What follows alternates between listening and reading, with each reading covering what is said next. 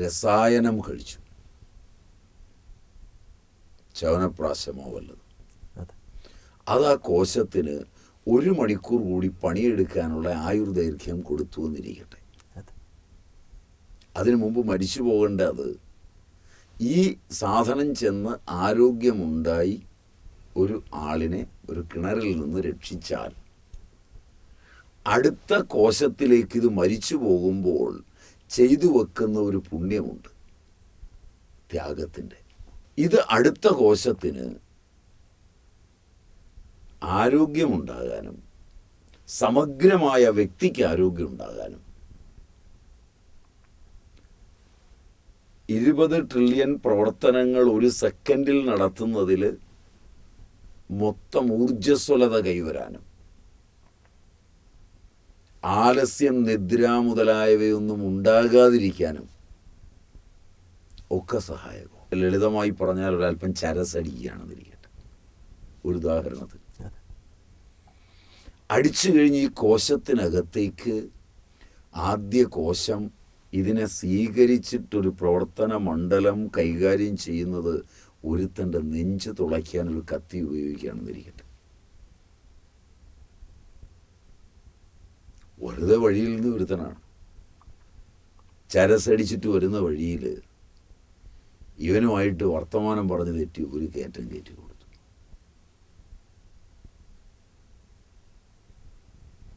അടുത്ത കോശത്തിന് ഈ അനുഭവമാണ് കൈമാറുന്നത്. നമസ്കാരം സ്വാമിജി. സ്വാമിജി, കഴിഞ്ഞ ദിവസം നമ്മൾ ആരോഗ്യത്തിൻ്റെ ഒരു പശ്ചാത്തലത്തിൽ സ്ഥേയത്തെക്കുറിച്ച്, സ്ഥേയം നമ്മളിൽ വരുത്തി വെക്കുന്ന പരിണാമങ്ങളെക്കുറിച്ച് ഏറെ മുന്നോട്ട് പോയി. ഈ ധാതു പരിണാമം വരെ നമ്മൾ എടുത്തിട്ടുണ്ട്. നമുക്കതുവഴി തന്നെ പോകാമോ സ്വാമിജി? അതുവഴി തന്നെ പോകാം. അതിൽ 10ാമത്തെ ഭാവത്തിലേക്ക് നമുക്കിനി മെല്ലെ ഒന്ന് പ്രവേശിച്ചിട്ട് ബാക്കിയെല്ലാം സമഗ്രമായി ഒന്ന് നോക്കുകയും ചെയ്യാം. ശരി സ്വാമിജി. നമ്മൾ ആദ്യം കണ്ടത് വ്യാപാദം, അഭിധ്യ, ദൃഗ്വിപര്യം, അന്യനാപത്തു വരണമെന്നുള്ള ആഗ്രഹം, ദുരാശ, നെഗറ്റീവായിട്ടുള്ള ചിന്ത. ഈ 3 മാനസിക പാപങ്ങളായി നാം കണ്ടത്. അതെ സ്വാമിജി. അതുപോലെ തന്നെ വാചിക പാപങ്ങളും നാം കണ്ടു. അതായത് പൈശുനം, പരുഷം, അനൃതം, സംഭിന്നാലാപം എന്ന 4 വാചിക പാപങ്ങൾ നമ്മൾ കണ്ടു. മാനസികവും വാചികവുമായ പാപം കഴിഞ്ഞാണ് നമ്മൾ ശാരീരിക പാപങ്ങളിലേക്ക് പ്രവേശിച്ചത്. അതിൽ ഹിംസ, സ്ഥേയം, ഇത് രണ്ടും നാം കണ്ടു. ഇനി കാണേണ്ടത് അന്യഥാകാമമാണ്. യഥാർത്ഥത്തിൽ അനുനിമിഷമാണ് നമ്മുടെ കോശം പരിണമിക്കുന്നത്. ഒരു കോശ സമൂഹമാണ് നമുക്കുള്ളത്. അതിനെ വസ്തുതാപരമായി നാം സമീപിക്കുകയാണെങ്കിൽ അച്ഛൻ്റെ ബീജവും അമ്മയുടെ അണ്ടവും ചേർന്ന് ഒറ്റ കോശമായിരുന്നു. അതിനെ സൈഗോട്ട് എന്നാണ് ആധുനികർ വിളിക്കുക. യുഗ്മകം എന്നാണ് പഴയ പേര്. അച്ഛൻ്റെ അമ്മയുടെയും പാരമ്പര്യത്തിൻ്റെ സ്വഭാവ സവിശേഷതകളും അവരുടെയും അവരുടെ പൂർവികരുടെയും കർമ്മത്തിൻ്റെ തീരാപ്പുറങ്ങളും അനേക ജന്മങ്ങളിലെ സംഭൃതമായി ക്രോഡീകരിച്ചിട്ടുള്ള ഒന്നാണ് ഈ സാധനം. ഇത് ഗർഭാശയത്തിൽ കിടന്ന് 32 ദിവസം കൊണ്ട്, 56 ദിവസം കൊണ്ട്, 32 അല്ല 8 ആഴ്ച, 56 ദിവസം കൊണ്ട് 32 ക്രമഭംഗം. ഒരു കോശം 2, 2, 4 ഇങ്ങനെ വിഭജിച്ചു പോകുന്നതിനാണ് ക്രമഭംഗം എന്ന് പറയുന്നത്. മനസ്സിലായി സ്വാമിജി. 32 ക്രമഭംഗം അല്ലെങ്കിൽ മൈറ്റോസിസ് ഉണ്ടാവും. അങ്ങനെയാണ് ഇത് വളരുന്നത്. ഇതിൽ ഈ കോശത്തിൻ്റെ ഒരു പ്രവർത്തന മണ്ഡലമുണ്ട്, നമുക്ക് ചിന്തിക്കാനാവില്ല. ഒരു കോശം 20 ട്രില്യൺ കർമ്മങ്ങൾക്ക് ഒരു സെക്കൻഡിൽ വിധേയമാണ്. മനസ്സിലായില്ല സ്വാമിജി. 1 ട്രില്യൺ എന്ന് പറഞ്ഞാൽ 1 എഴുതിയിട്ട് 18 പൂജ്യമുള്ള സംഖ്യയ്ക്കാണ് 1 ട്രില്യൺ എന്ന് പറയുന്നതെന്നാണ് ഏതാണ്ടൊരു ഓർമ്മ. എനിക്ക് എക്സാക്റ്റ് അറിയില്ല, ഏതാണ്ട് എൻ്റെ ഓർമ്മ ഇപ്പോൾ പെട്ടെന്ന് പറയുമ്പോൾ അതാണ്. അപ്പോൾ 20 കഴിഞ്ഞ് 18 പൂജ്യം വരുന്നതാണ് 20 ട്രില്യൺ. അപ്പോൾ ആ സംഖ്യ എത്രയാണെന്നൊന്ന് ഭാവന ചെയ്ത് സങ്കല്പിക്കാൻ കഴിയുന്നില്ലല്ലോ സ്വാമിജി. ഇത്രയും പ്രവർത്തനം നമ്മളുടെ ഉള്ളിൽ നടക്കുന്നുണ്ട്. ഒരു കോശത്തിനകത്ത് ഒരു നിമിഷം, ഒരു സെക്കൻഡിൽ. അപ്പോൾ ഒരു ദിവസത്തെ നമ്മുടെ ഉള്ളിലെ ഒരു കോശത്തിൻ്റെ പ്രവർത്തനത്തിൻ്റെ വ്യാപ്തി എടുത്താൽ ഇതിനെ 24 കൊണ്ട് ഗുണിക്കുന്നതായി. അതെ സ്വാമിജി. അതൊരു മണിക്കൂറിലെ എടുത്താൽ വീണ്ടും 60 × 60ആയി. മനസ്സിലായി സ്വാമിജി. അതായത് കോശങ്ങളിൽ ഒരു സെക്കൻഡിലാകുമ്പോൾ 60 × 60 × 24 ആകുമ്പോഴാണ് ഒരു ദിവസത്തെ പ്രവർത്തനം ഒരു കോശത്തിൻ്റെ വരുന്നത്. ലക്ഷോപലക്ഷം കോശങ്ങളാണ് ഈ പണിയെടുക്കുന്നത്. എപ്രകാരമാണോ ഒരു രാഷ്ട്രം, ഒരു വിശാല വിശ്വം, അതിന് സമാനമാണ് ഈ ശരീരമെന്ന് പ്രാചീനൻ പറയുന്നതും ഇതുമായി ഒന്ന് താരതമ്യം ചെയ്ത് നോക്കുക. ഭാവനയിൽ മാത്രം.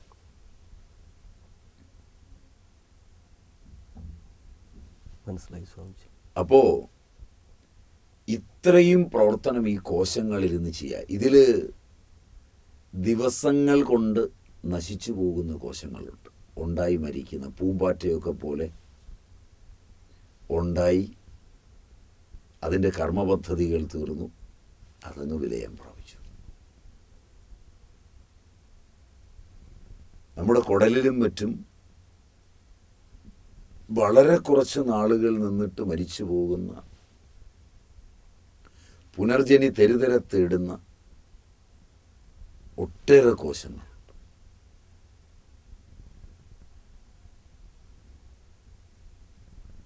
ചിലത് ദിവസങ്ങളോളം നീണ്ടു നിൽക്കുന്ന കോശങ്ങൾ, വർഷങ്ങൾ നീണ്ടു നിൽക്കുന്നവരുണ്ട്.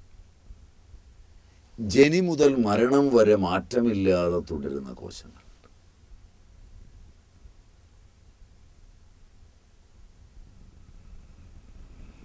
ആജന്മ പ്രസിഡന്റ് എന്നൊക്കെ പറയും. അതെ സ്വാമിജി. അപ്പൊ ഇത്തരം കോശങ്ങളുണ്ട്. ഈ കോശങ്ങളിൽ ഓരോന്നിൻ്റെയും കർമ്മത്തിലുള്ള ഇടപെടൽ അനുസരിച്ച് ബയോക്ലോക്കിലെ സമയവും സൈറ്റോക്രോമിലെ സമയവും അതിനനുഗുണമായി നമ്മുടെ സ്വഭാവങ്ങളും മാറിക്കൊണ്ടിരിക്കും.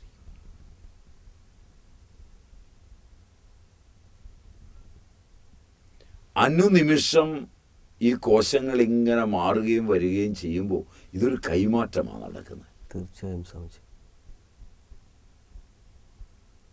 ജനിമരണങ്ങളുടെ അനുസ്യൂതതയാണ് ഒരു വ്യക്തിക്കകത്തെ ജീവിതം.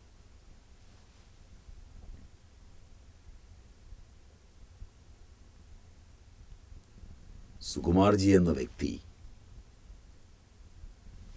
ഉണ്ട്. ഗർഭസ്ഥാവസ്ഥയിൽ ജനിച്ചു, വളരുന്നു. ഇതിനെല്ലാം സുകുമാർജി എന്നാണ് വിളിക്കുന്ന ജനം. അതെ സ്വാമിജി.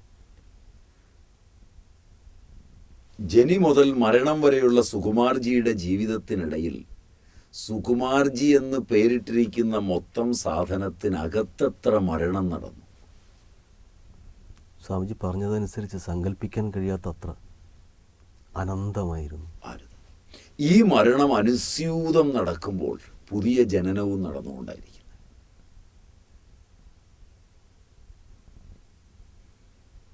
അപ്പോൾ ഒരു കോശം ഒരു പ്രവൃത്തിയെടുത്ത് ആ പ്രവൃത്തിയെ അവിടെ വച്ചിട്ട് അത് മരിച്ചു പോകുമ്പോൾ ആ പ്രവൃത്തിയുടെ പുനർജനിയാണ് കോശങ്ങളായിട്ട് പുനർജനിച്ചുകൊണ്ടിരിക്കുന്നത്.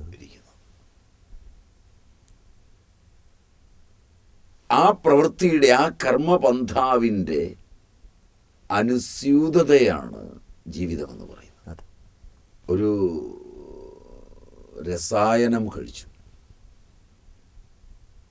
ചവനപ്രാശമോ വല്ലതും, അതെ.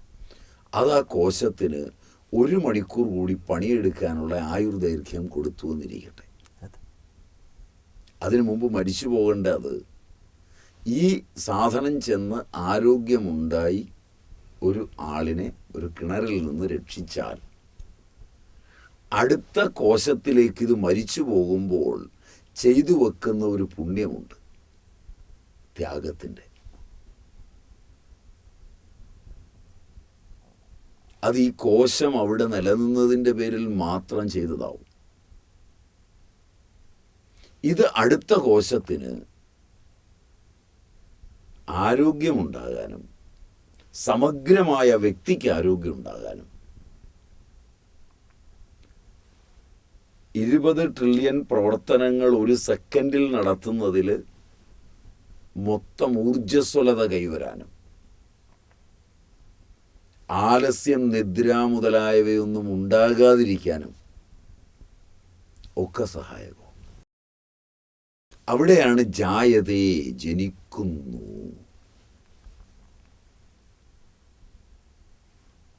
എന്ന പദം ഉപയോഗിക്കേണ്ടി വരുന്നത്. ആ പൂർവജന്മകൃതമായിരിക്കുന്ന കർമ്മം നേരെ പോയി കഴിക്കരുതാത്ത ഒരു വസ്തു കഴിക്കുകയാണെന്നിരിക്കട്ടെ.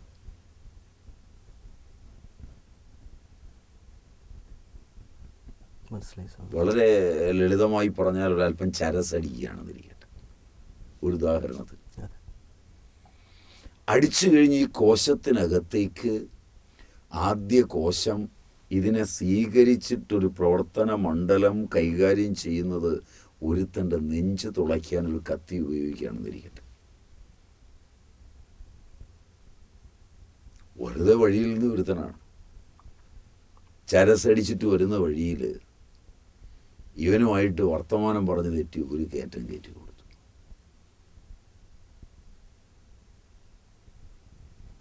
അടുത്ത കോശത്തിന് ഈ അനുഭവമാണ് കൈമാറുന്നത്. ആ വ്യക്തി മരിച്ചു, അയാൾ അല്ല പ്രശ്നം. നമ്മുടെ ഈ കോശം ആ വ്യക്തിക്കുണ്ടായ മുറിവും വേദനയും സാധനവും ഒരു പാപമായി സ്വീകരിച്ച് കോശാന്തര വ്യാപാരത്തിലേക്ക് കടക്കുമ്പോൾ അത്തരം കോശങ്ങൾ ചേർന്ന് പ്രവർത്തിക്കുന്ന ധാതുമണ്ഡലത്തിൽ ഉപാപചയ വ്യവസ്ഥകൾ മാറുകയും കില്ലർ ഹോർമോണുകളെല്ലാം നമ്മുടെ ശരീരത്തിൽ തന്നെ പുറപ്പെടുകയും ആ കുത്തേറ്റവൻ്റെ തുന്നിക്കെട്ടും കുത്തേറ്റവൻ്റെ മുറിവും രക്തം വാർക്കലുമെല്ലാം നമ്മുടെ കോശം പ്രവർത്തിക്കാൻ തുടങ്ങിയാൽ, കുത്തുകൊള്ളാതെ തുടങ്ങിയാൽ ചിലപ്പോൾ നമുക്ക് നവദ്വാരങ്ങളിലൂടെയും രക്തസ്രാവം ഉണ്ടാവും. അവിടെയാണ് പൂർവജന്മകൃതമായിരിക്കുന്ന ഒന്ന് വ്യാധിയായി ജനിക്കുന്നു എന്ന് പറയേണ്ടി വരും. തീർച്ചയായും മനസ്സിലായി സ്വാമിജി. വളരെ വ്യക്തതയായി. ഇപ്പോൾ കാര്യങ്ങൾക്കൊക്കെ ഇപ്പോൾ വളരെ വ്യക്തത കൈവന്നതുപോലെ തോന്നുന്നു സ്വാമിജി. ഇതെൻ്റെ അച്ഛൻ, എൻ്റെ അപ്പൂപ്പൻ, എൻ്റെ അമ്മൂമ്മ, എൻ്റെ അച്ഛൻ്റെ അമ്മ, അമ്മൂമ്മ മുതലായവർ, എൻ്റെ അമ്മയുടെ അച്ഛൻ, അപ്പൂപ്പൻ മുതലായവർ, എൻ്റെ അമ്മയുടെ അമ്മ, അമ്മൂമ്മ മുതലായവർ ഒക്കെ ചെയ്തതിൻ്റെ ഒരു വാങ്ങലോടുകൂടിയാണ് ഞാൻ വരുന്നത്. എനിക്ക് നാളെ ജീവിക്കാനുള്ള ആഹാരമോ വസ്ത്രമോ മറ്റുള്ളതോ ഒക്കെ എപ്രകാരമാണോ പ്രകൃതിയിൽ എൻ്റെ കർമ്മങ്ങളിൽ നിന്ന് സമ്പാദിച്ച് എനിക്കായി നടന്നു ചെല്ലുമ്പോൾ സ്വീകരിക്കാൻ പാകത്തിന് വച്ചിരിക്കുന്നത്,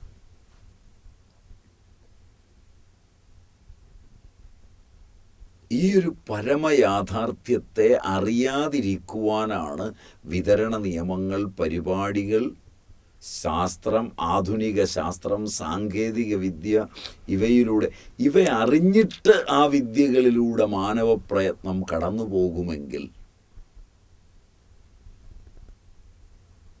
മനുഷ്യൻ നന്മയിലേക്ക് നീങ്ങും. 10, 20 അല്ലെങ്കിൽ 30 അല്ലെങ്കിൽ 50 കൊല്ലം ആധുനിക ശാസ്ത്രത്തിൻ്റെ വെളിച്ചത്തിൽ വൈദ്യുതി കിട്ടിയ ജപ്പാനും കാനഡയും, വിവരസാങ്കേതിക വിദ്യകൾ വികസിച്ച ജപ്പാനും കാനഡയും,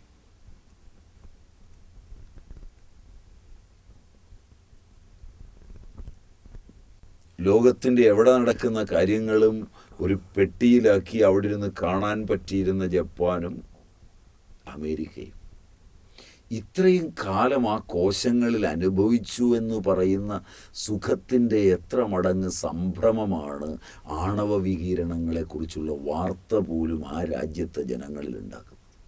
തീർച്ചയായും പൂർണ്ണമായ ഇരുട്ടിലമർന്നു ആ രാജ്യം. കപ്പലൊഴുകിപ്പോയി, ലക്ഷക്കണക്കിന് കാറുകൾ ഒഴുകിപ്പോയി, വിമാനങ്ങൾ ഒഴുകിപ്പോയി,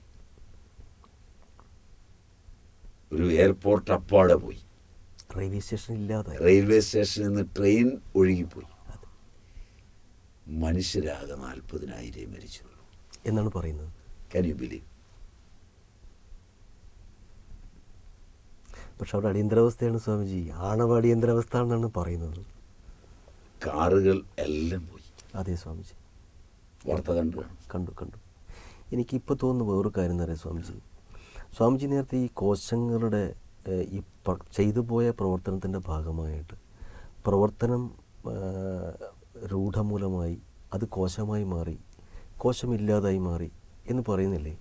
അതുപോലെ അതിനോടൊപ്പം തന്നെ മൊത്തം പ്രകൃതിയെ, ഒരു രാഷ്ട്രത്തെ വെച്ച് കണക്ട് ചെയ്തുകൊണ്ട് സ്വാമി നേരത്തെ പറഞ്ഞു.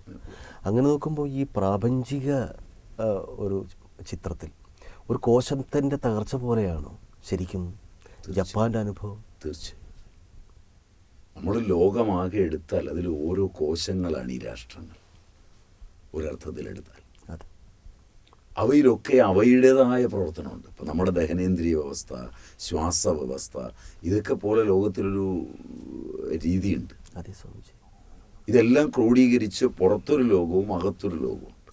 പുറത്തേക്കുള്ള ലോകത്തെ വികർഷണമെന്നും അകത്തേക്കുള്ള ലോകത്തെ ആകർഷണമെന്നും പറയാം. നേരെ തിരിച്ചാണ് നമ്മൾ പഠിച്ചിരിക്കുന്നത്. ഈ ആകർഷണ വികർഷണ സങ്കല്പം പുറത്തേക്കുള്ള സംഭവമാണല്ലോ നമ്മൾ ആകർഷിക്കപ്പെടുന്നു എന്ന് പറയുന്നത്. പക്ഷെ പ്രവർത്തനത്തിൻ്റെ ഒരു കോശീയ പഠനത്തിൽ ആകർഷിക്കുകയാണ് എന്ന് പറയുമ്പോൾ അതിൻ്റെ ഒരു മാനം മാറിപ്പോയി. നമ്മൾ അകത്തേക്ക് പോകുമ്പോൾ ഒരു ആകർഷണമാണ്. നമ്മൾ അകത്തുനിന്ന് വികർഷിക്കപ്പെടുമ്പോഴേ പുറത്തുള്ളതിന് പ്രാധാന്യം വരുന്നു. തീർച്ചയായും. ഒരാൾ ഏകാന്തതയിലിരുന്ന് പഠിക്കുന്നു എങ്കിൽ, അയാളുടെ അന്തർമണ്ഡലത്തെ പഠിക്കുന്നുവെങ്കിൽ അതിൽ ഈ ആകർഷണവും വികർഷണവും ഉണ്ടാകുമ്പോൾ നാദമുണ്ടാവും.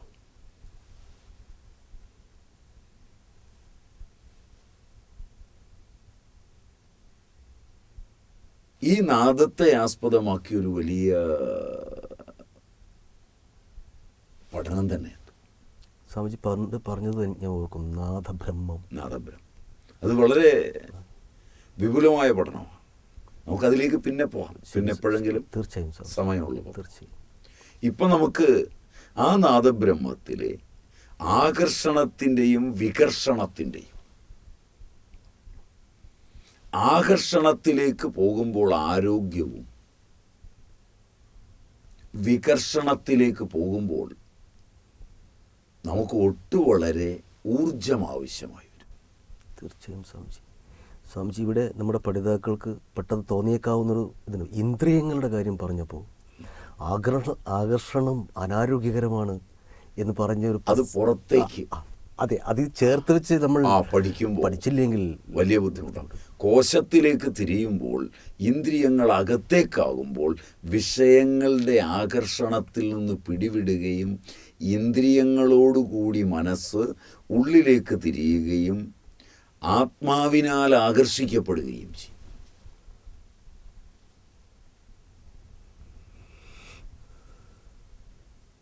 ഇവിടെയാണ് ഒരു കളി. മനസ്സിലായി സ്വാമിജി. ഇതിൽ കളിക്കുന്നത് ഈ ആകർഷണ വികർഷണ തലങ്ങളിൽ വരുന്നത് പ്രാണന്റെ കളിയാണ്.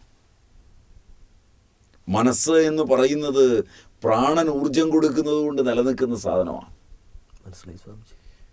പ്രാണൻ മനസ്സിന് ഊർജം കൊടുക്കുന്നില്ലെങ്കിൽ വികർഷണമില്ല, കോശപരമായ അഥവാ വിഷയപരമായ ആകർഷണമില്ല.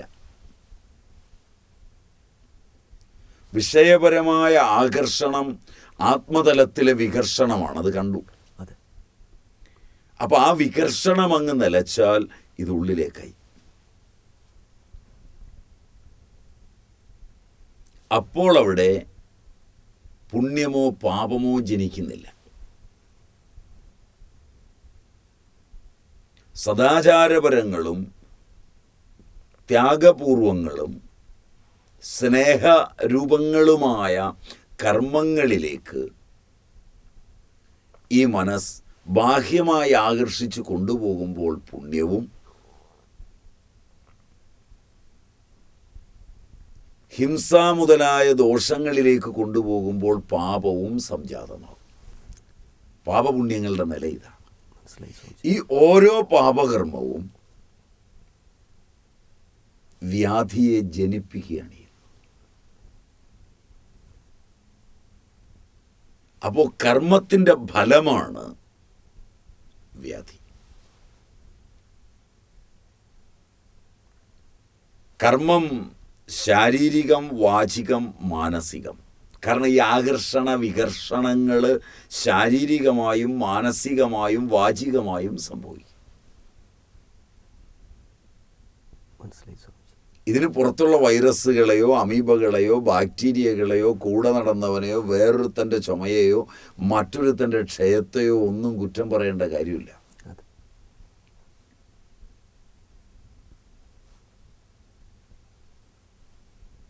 ഇതാണ് സമ്യക്കായുള്ള ഇന്ത്യൻ പഠനത്തിൻ്റെ ആധാരം. ഇത് കാലം കൊണ്ട് മാറില്ല. ഒരാൾ കണ്ടുപിടിച്ചു, അതുകൊണ്ട് രണ്ടാമത്തവൻ ഇതിന് വിപരീതമായി വേറെ കണ്ടുപിടിച്ചു, ആ പണിയൊന്നുമില്ല. ഇതാരുള്ളിലേക്ക് നോക്കിയാലും ഈ ഒരു സത്യം അല്ലാതെ രണ്ടാമത് വേറൊരു സത്യം കാണാൻ പറ്റില്ല. തീർച്ചയായും സ്വാമിജി, അവിടെയാണ് ഇതിൻ്റെ ഒരു ഈ എന്താ പറയുക, അതിൻ്റെ ഒരു കൃത്യത്വം, അതിൻ്റെ ഒരു അതുകൊണ്ട് ഇത് കണ്ടുപിടിച്ച് പ്രശസ്തി ഉണ്ടാവില്ല. കാരണം ഇത് നേരത്തെ എഴുതി വെച്ച് പോയി. സനാതനി, അതായത് നാശമില്ലാത്തവൾ ശ്രുതി, ഇങ്ങനൊരു സത്യത്തെ ആദ്യം തന്നെ തപസ്സുകൊണ്ട് കണ്ടെത്തി ലോകത്തിന് കൊടുത്തിരിക്കുകയാണ്.